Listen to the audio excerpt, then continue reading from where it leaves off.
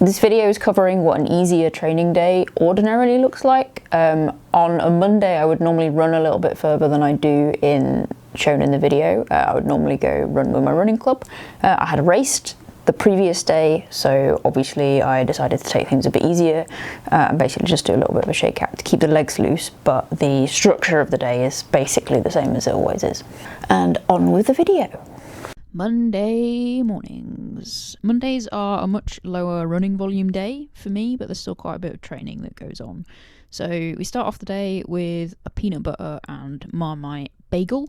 I don't have a ton of time to get all this ready, so I get up at 6 a.m. and I have to be at the gym for 7. So I get my breakfast down, I get my bag sorted, and then I get down to the gym. I normally have 2 clients on a Monday morning. I have one at 7 and one at 8. This morning it's just the one. So my 8 a.m. client unfortunately had someone land on her in a rugby game the other week, so we're just waiting to find out what grade her MCL tear is. So just the one client this morning. So I get my stuff ready, get in my cycling gear, and I make my way down to the gym.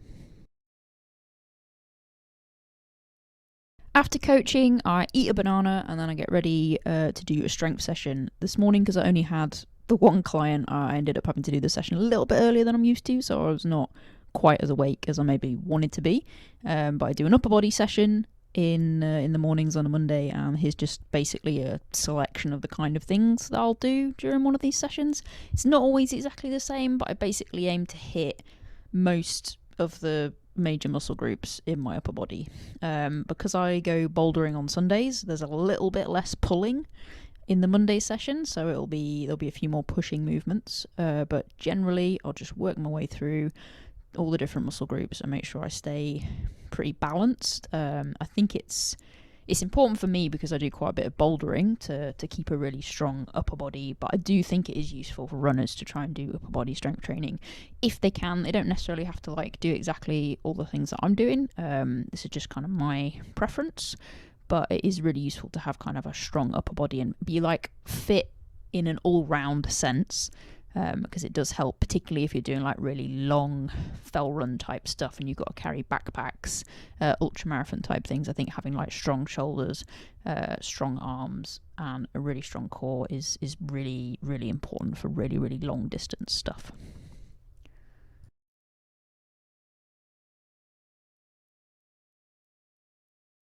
So once I've done my strength session, I head home and make a protein shake, which you can see me putting together here. It's a little bit more complex than the one that I have on a Tuesday or a Thursday.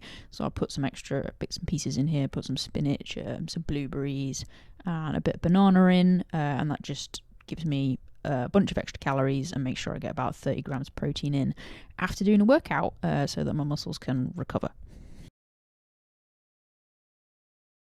So once I got back from the gym on a Monday after coaching and working out, whatever time I have between getting back and having lunch is basically just to kind of get bits and pieces done around the house.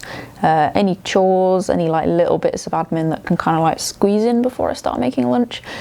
Basically just bits and pieces. There's not normally a set structure to it because there's always a possibility that I might have more clients in the morning, so I might be doing my workout a little bit later and I might not get back home until lunchtime, so I don't really have any set things in this time slot just in case I end up with more clients in the morning. Once I've got the other morning tasks done and dusted, I'll start to make lunch. And lunch on a Monday is always ramen. I do make it sort of from scratch. It's not proper ramen, so if you're of Asian heritage, please look away because this is going to be an abomination.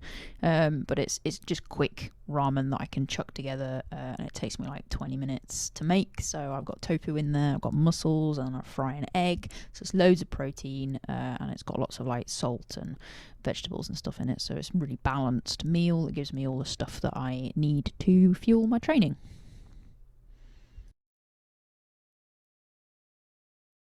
So I sit down, I eat my lunch, and I'll read while I'm doing that. I do like to read while I'm eating. Still reading Wheel of Time. That's going to take me ages to get through. And then I have a yogurt with dark chocolate for afters. Alright, so after lunch, I usually just read for a little bit while I'm like finishing off my drinks and finishing off my yogurt and whatnot, and letting food digest a bit. And then I spend a good chunk of the afternoon just doing admin for work, really. So I go over people's programs, I email anyone I need to email, I update programs if it's needed at the time. So there's a lot kind of looking at spreadsheets and stuff for a chunk of the afternoon. And I'll also use some of the time to do sort of social media work. So I tend to like batch prepare certain types of posts, like motivational posts or general advice posts. I'll batch prepare them, so like in one go, so I'm not having to sort of go through the process of coming up with new ideas every single week. I just try and do it in blocks, which makes social media a lot easier to deal with. It's unfortunately something I kind of need to do as part of the job, but I don't really like doing it that much. So it's just finding ways to kind of work smarter, not harder, when it comes to social media, because otherwise it's such a drain. So I've done a chunk of that today, and I've also started preparing like a resource pack to go alongside some workshops, injury prevention workshops I've been doing this month. So all the people who have attended those workshops will get this resource pack at the end, which just kind of goes back over everything we've done, has pictures for exercises that we've gone over and whatnot. And sometimes I'll do other stuff like that, like I might put together sort of free programs for my website and whatnot. So it's just generally like bits and pieces that need doing in terms of the business side of things is generally what happens in the afternoons. So I'll do that for a bit, and then shortly I will start warming up for a short run. So we're not running very far today, it's only about 3k, but I'll still do all my normal mobility exercises and whatnot before I head out. So I'll aim to get my run done really shortly, so that I can be back home in time for 4 o'clock when I have a call with one of my online clients.